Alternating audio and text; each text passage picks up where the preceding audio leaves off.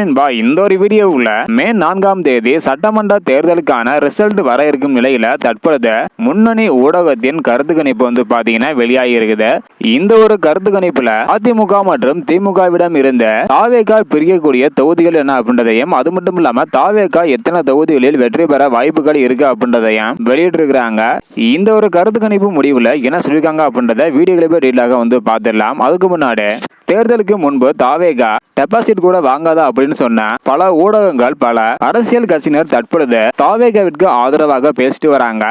இது எல்லாமே ஒரு அரசியல் மாற்றத்திற்கான ஒரு அறிகுறியாக தெரிகிறது.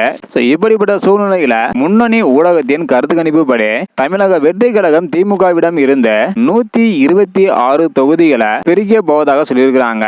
இதனைத் தொடர்ந்து அதிமுகவிடம் இருந்து 19 தொகுதிகளை தாவேகா பிரிக்க போவதாக சொல்லியிருக்கிறாங்க. இதன் மூலம் மொத்தமாக தமிழக வெற்றி கழகம் வருகின்ற சட்டமன்ற தேர்தலில் 145 இடங்களில் வெற்றி பெற அதிகமான வாய்ப்புகள் உள்ளதாக இந்த ஒரு கருத்து கணிப்பு முடிவுபடி சொல்லியிருக்கிறாங்க.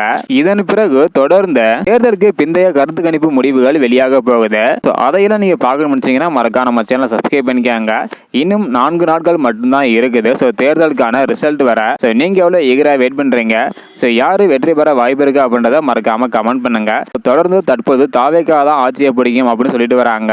இதை பத்தி உங்களுடைய கருத்து என்ன அப்படின்றதையும் மறக்காம கமெண்ட் பண்ணுங்க. இந்த வீடியோ பாத்தீங்கன்னா மறக்காம எல்லாருக்குமே ஷேர் பண்ணுங்க. ஓகே அன்பா, தேங்க்யூ.